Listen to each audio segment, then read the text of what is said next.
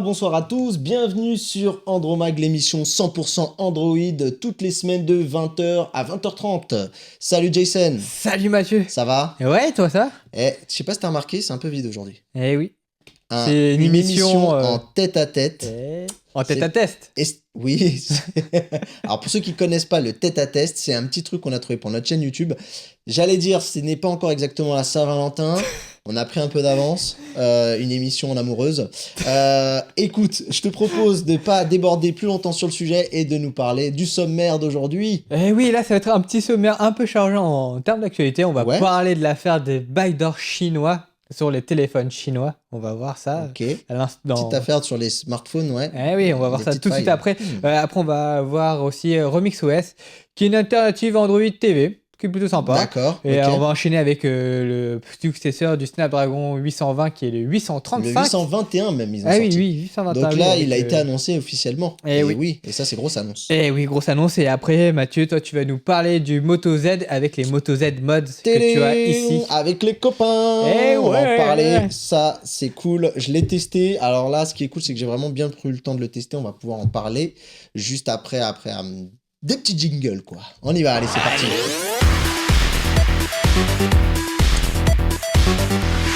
Mais d'abord, place à l'actu. Alors, la première news, Jason, qu'est-ce qui se passe chez les constructeurs chinois? Qu'est-ce qu'ils nous font encore? Là, c'est les petites portes dérobées, comme on dit. Donc, c'est... Ouais, alors explique-nous, vraiment. Pour que les gens comprennent. Les petites portes dérobées, c'est des failles, en fait, dans le système d'exploitation ou dans des programmes. Et du coup, des personnes malveillantes peuvent passer par là pour accéder à vos données personnelles. Alors, moi, ce que j'ai entendu, c'est que c'est même plus grave que ça. Oui. C'est qu'apparemment, c'est mis en place par les constructeurs eux-mêmes. Enfin, ça serait sur les OS des constructeurs eux-mêmes, plutôt, pour bien resituer. Et en gros, il y a les journaux d'appel, des SMS, des informations sur nous qui partent en Chine, comme ça, touc, et qui se retrouvent, on ne sait où. Et oui, c'est la société... CryptoWire qui a découvert cette faille. Il y a une application qui envoie des données, enfin une application développée par Shanghai Adapt Technology qui envoie des données sur leur serveur. Ça touche principalement des téléphones chinois et ça touche même des grands noms. Oui, des grands noms. Alors, en termes d'impact, ça touche 700 millions d'appareils quand même, c'est pas rien. Donc les données des utilisateurs, les données sensibles telles que la position, les messages même, et divers trucs, le numéro EMEI, qui est le numéro d'identification du téléphone. Donc le numéro des contacts également, l'historique des appels. Tout ça est envoyé sur des serveurs chinois. Et donc, c'est vraiment un petit problème. Et donc, comme tu l'as dit, ça touche des grands acteurs parce que cette société-là, en fait, développe du software pour les constructeurs, pas sur tous les appareils, mais on cite, il y a Huawei qui est impacté, ZTE et d'autres constructeurs chinois. Moi j'ai vu qu'il y en a un qui fait grand bruit aux États-Unis. C'est Blue. Qui s'appelle Blue et qui a un téléphone qui est le R1 HD. Il y a même un modèle précis qui est un modèle à $50 plutôt, pardon. Et voilà, qui est normalement touché. Alors, pour essayer de comprendre, c'est pas vraiment. Alors, apparemment, il serait pas du fait donc des constructeurs, comme tu l'as dit. C'est une fameuse une société chinoise, qui s'appelle Shanghai Adapt Technology, qui met des firmware dans les mobiles. À mon avis, ils doivent peut-être sous-traiter la mise en place de certains firmware dans leurs appareils. Je pense pour les appareils d'entrée de gamme, comme pour ce Blue, qui coûte pas cher. Et donc, exactement. Du coup, les constructeurs sont enclins à externaliser le développement pour leurs appareils qui sont pas leur flagship. Alors, moi, t'as les constructeurs qui ont réagi. Oui, donc du coup, il y a ZTE et Huawei. Et il faut savoir qu'en fait, ça touche principalement, sauf pour le Blue R1 HD, ça touche principalement les smartphones qui sont vendus en Chine uniquement. D'accord. C'est ce qu'ils ont dit. C'est ce qu'ils ont dit, donc c'est ça. Moi, j'ai Huawei qui dit aucun firmware développé par Shanghai Adapt Technology n'est mis en place sur les téléphones, c'est ce qu'ils disent. Ils disent que si le contraire est constaté, eh bien, c'est une opération non autorisée qui aurait été, ça aurait été à leur insu, en fait. Mais en tout cas, l'excuse de cette société de Adapt Technologies, c'est qu'en fait, ce logiciel permet de faire des pubs mieux ciblées. D'accord.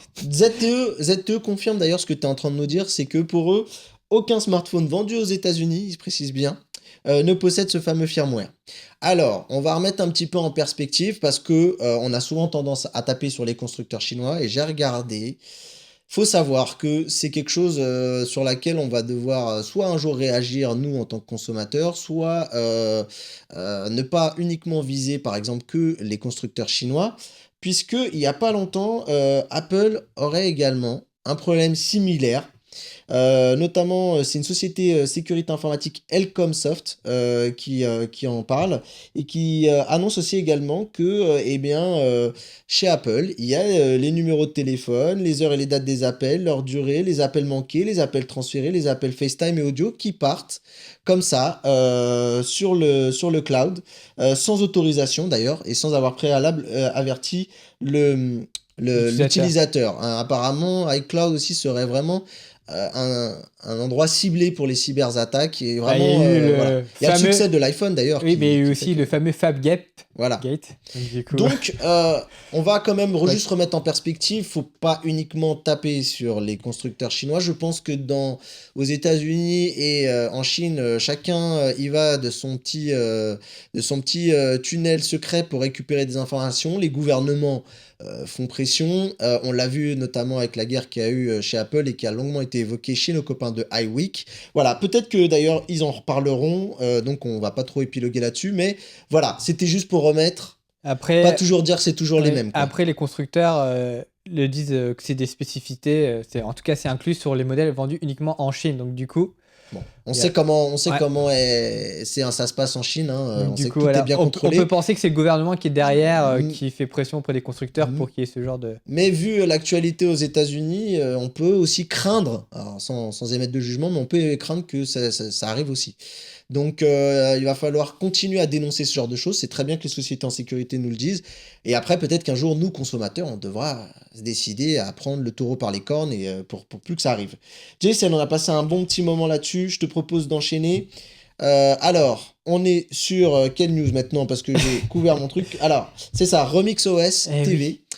Oui. Je vous propose de regarder un petit peu la vidéo.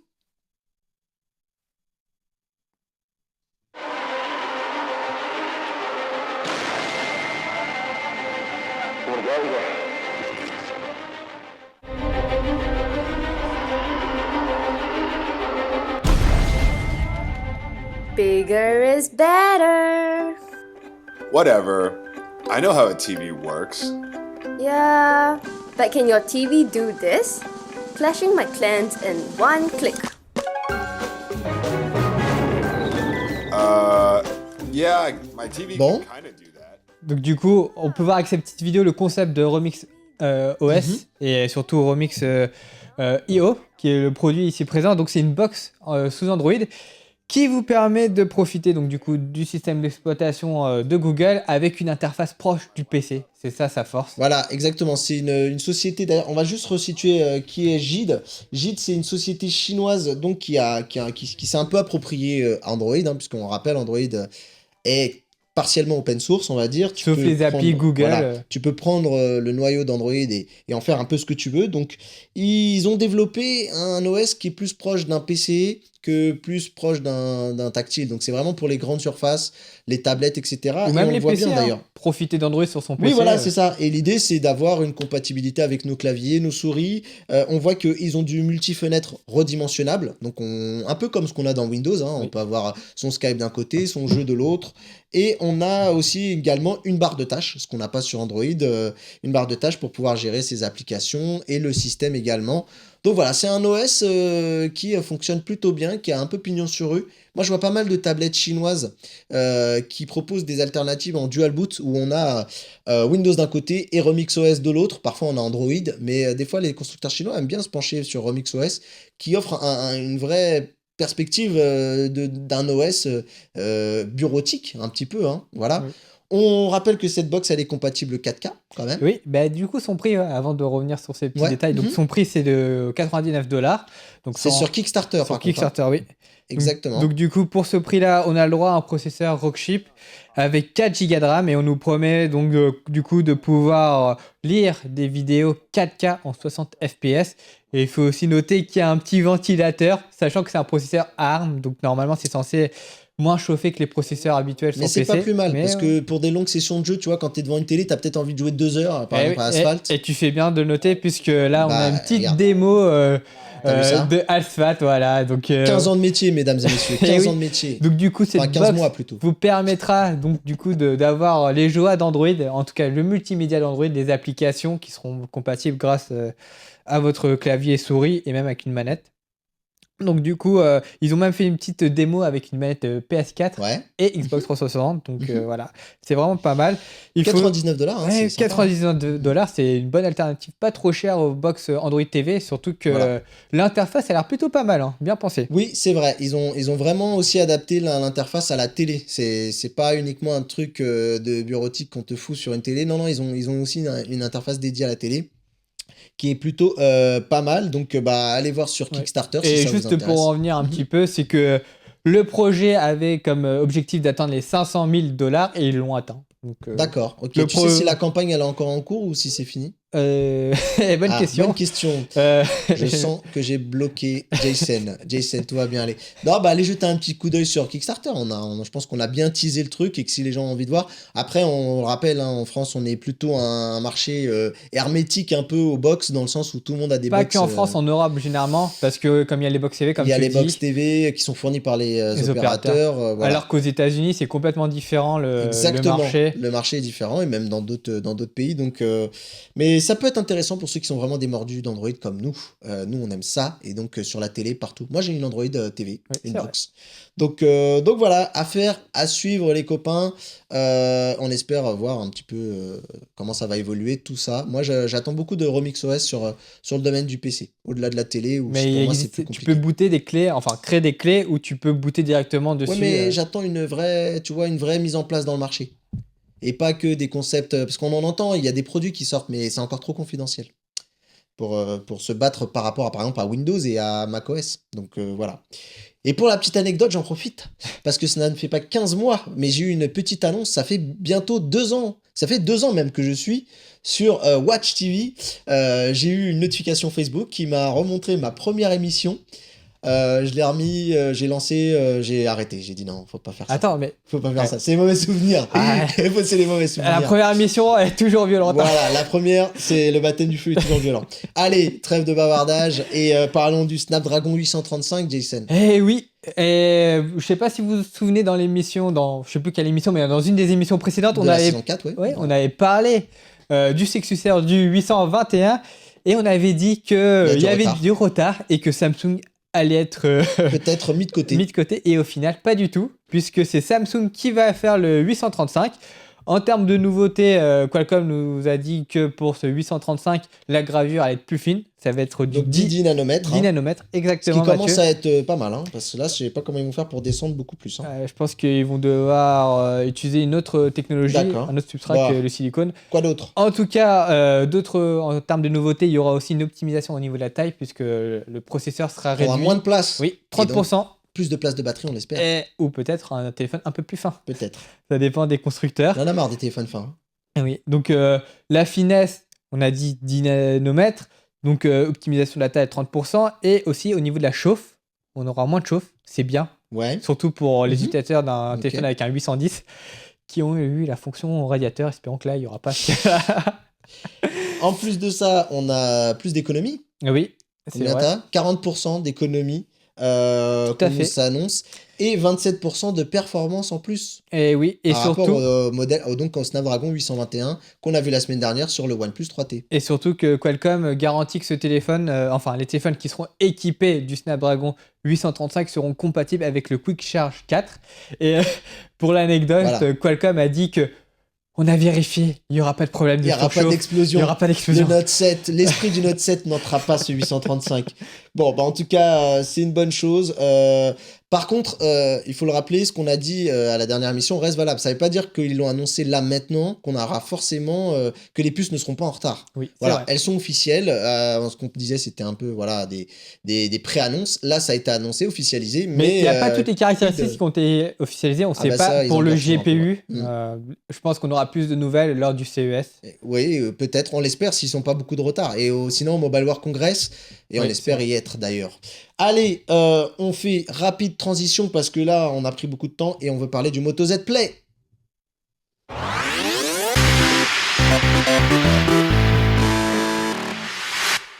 Alors, le Moto Z Play, le voici, le voilà. Jason, je te le passe en main parce que moi, montre-le à la caméra devant.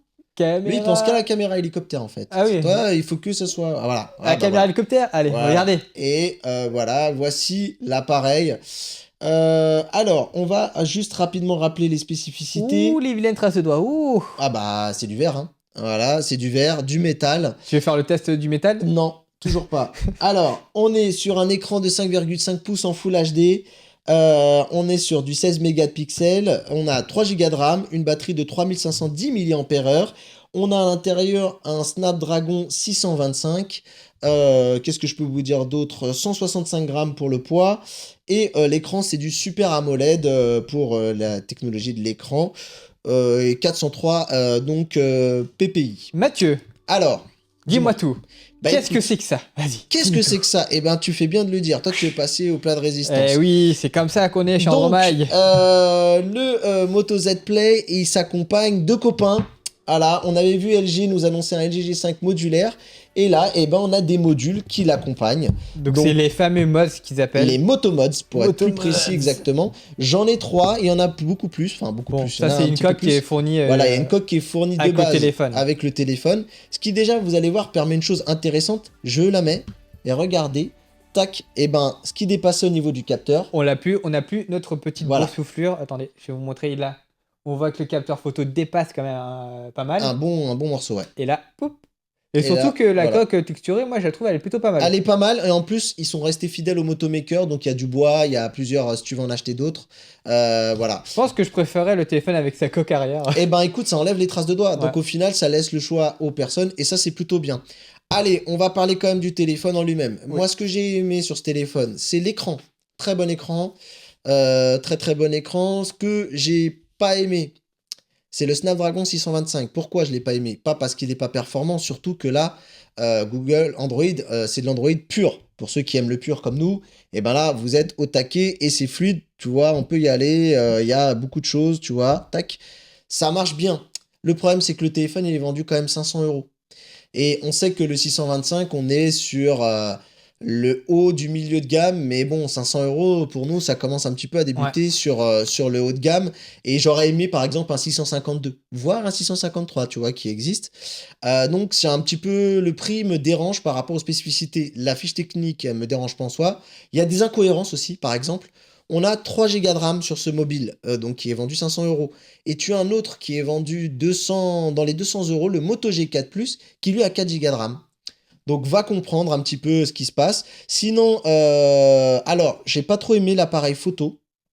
Je le trouve pas, les photos, il est un petit peu décevant. Ouais, il est un petit peu décevant. Je vais voir si je vous trouve juste un cliché ou deux. En tout cas, tu vas rigoler. Je vais montrer les petits mods. Voilà, mais tu vas rire parce qu'au final, j'ai pas aimé le capteur arrière, mais j'ai bien aimé le capteur avant. Tu vois ? C'est parfait, toi qui aimes bien prendre des selfies. Au complet. Alors je peux te dire que moi, les selfies, je les prends vraiment pour les tests et après parce que je suis avec les copains. Mais je vous prends une photo. En tout cas, là, le mode que je tiens, c'est le mode pour le vidéo proche. On va vous faire une petite démo juste après. Alors, là, c'est pas mal, mais tu vois, bon, celle-là est pas trop mal. Il y a quand même, le piqué est faible quand même. Quand tu zoomes, tu vois que les détails, ça se brute rapidement. Tu vas peut-être pas montrer la plaque du monsieur à fond. Ah oui, pardon, excusez-moi, monsieur. Ouais, on a un reflet sur l'écran, donc c'est pas plus mal. Non, voilà, au niveau photo, il est pas mauvais, mais il est pas top. Pour 500 €, on espérait quand même beaucoup mieux. Qu'est-ce que je peux dire ? Le capteur d'empreinte, moi, je le trouve moche. Ouais, voilà, j'arrive pas à m'entendre avec Moto. Surtout que ces formes carrées, c'est un peu tristouné. J'ai l'impression que par moment, il est un peu trop petit. Voilà. Je me demande comment il va fonctionner. Ouais. Bon, après, est-ce qu'il répond bien ? il répond bien, Voilà. il fonctionne bien. Et parfois, le problème, c'est que tu vois, il a tendance à dépasser. Et du coup, bon, là, je l'ai désactivé pour nous. Mais il a tendance à s'exciter dans la poche. Tu vois, dès qu'il y a un truc qui le frôle, il va. Parce que comme il dépasse légèrement, ça, c'est dommage. Mais alors, par contre. Gros coup de cœur. Là, les amis, je peux que recommander ce téléphone si vous voulez de l'autonomie. On le voit, il est gros, 7 mm d'épaisseur. Ça commence à faire un gros téléphone pour aujourd'hui, entre guillemets. C'est pas un scandale au niveau du design, mais voilà. La batterie, 2 jours. Normale sur une utilisation assez importante. C'est une batterie de combien une batterie de 3510 mAh. Sachant qu'il y a aussi une batterie dans les mods. Et oui, mais moi je l'ai pas la batterie. Oui, non, mais je veux dire, donc voilà. Du coup, on peut encore augmenter l'autonomie du téléphone. Un des téléphones les plus endurants que j'ai eu, hein, je peux te dire, là où j'en suis.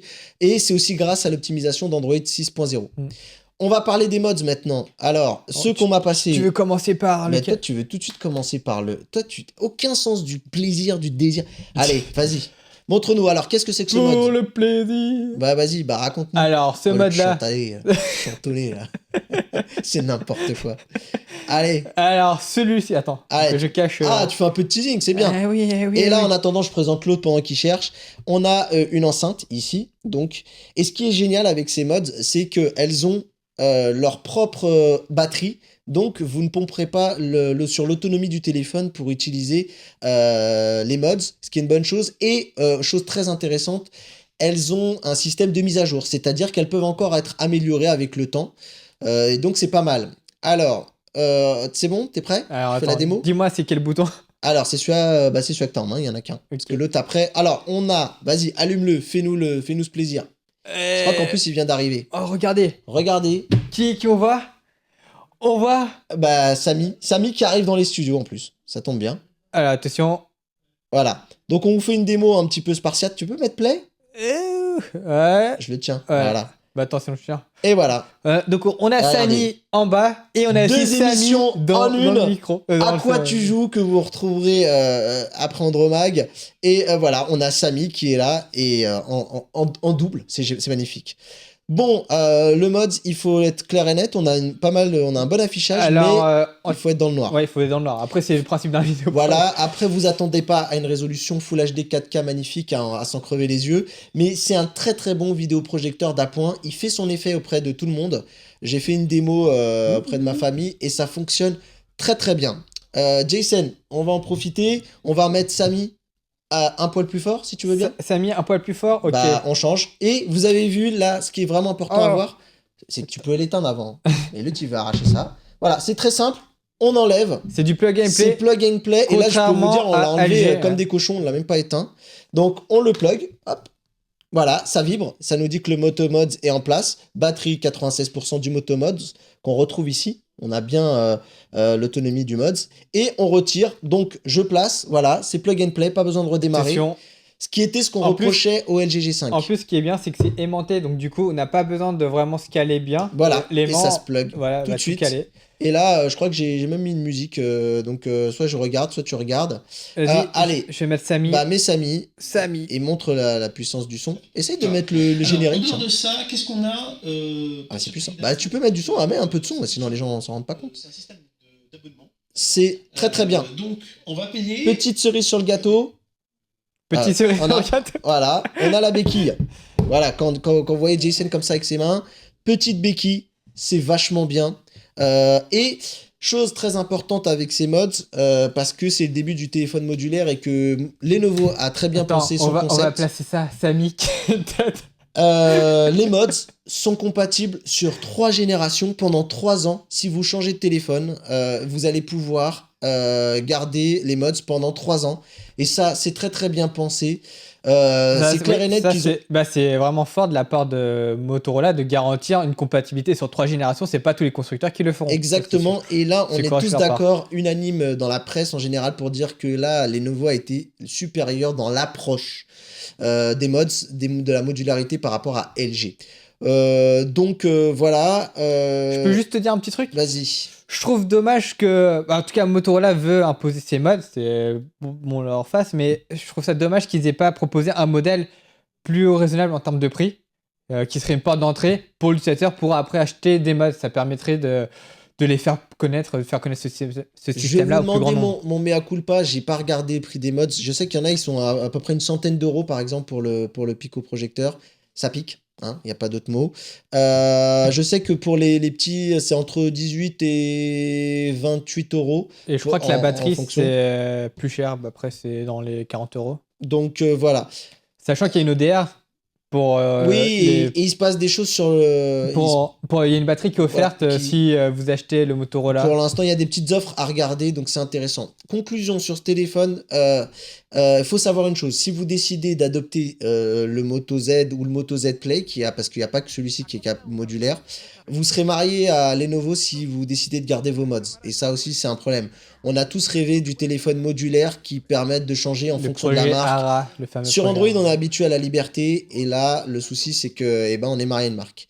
Par contre, mon gros coup de cœur sur ce téléphone, c'est l'autonomie vraiment. Par contre, je le trouve pas très beau en termes de design. J'ai pas eu le temps de le dire. Je sais pas ce que t'en penses. C'est un petit peu brut de décoffrage. Je trouve un peu tranchant, tranchant les bords. Et après, oui, je trouve que ça manque de caractère. Surtout au niveau des bordures haut et bas. Non, mais même le design en lui-même, l'aspect général, on peut après ne pas être d'accord, c'est une question de goût. Mais j'aime bien les téléphones arrondis de manière générale, mais je trouve que, oui, effectivement... C'est un manque, quand tu vois ce qu'on voit à côté, la concurrence en termes de design, voilà.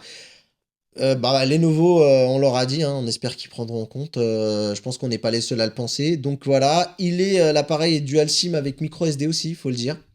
Donc c'est une bonne chose. Voilà, donc c'est un téléphone entre guillemets qui a ses bons points et ses mauvais points. Il fait pas l'unanimité sur tout, mais j'ai passé un bon moment avec lui. Il est assez fluide à l'usage. 500 euros, c'est peut-être un peu cher. Moi, si je vous le recommanderais, ce serait aux alentours des 400 euros. Là, le prix commencera à être intéressant. Mais sinon, top, les mods sont top. Franchement, bravo à Lenovo pour ce coup-là. Les mods, moi j'adore. Le Pico projecteur, il fallait le sortir. C'est vraiment le concept le plus réussi dans cette année. Voilà. LG a raté la coche malheureusement. Exactement. Et là, Motorola a sorti des accessoires plug and play. Oui, le coche, c'est mieux. Le coche. Parce que la flécochette aussi, mais bon, ça a été pourri, pardon. Excusez-moi, c'était nul. En plus, j'ai bafouillé tout. Je vous propose qu'on n'aille pas plus loin dans le massacre, qu'on arrête là. On est fatigué. On est fatigué. On enchaîne les émissions toutes les semaines maintenant, et en plus, avec rester connecté et tout ce qu'on fait à côté, c'est magnifique. Merci en tout cas à tous de nous avoir suivis. Merci Jason. Ouais, merci à toi aussi. C'est gentil. Et puis merci à Benji qui est à la régie, on l'embrasse. Et on se dit tous à la semaine prochaine. Bye bye. Ciao salut.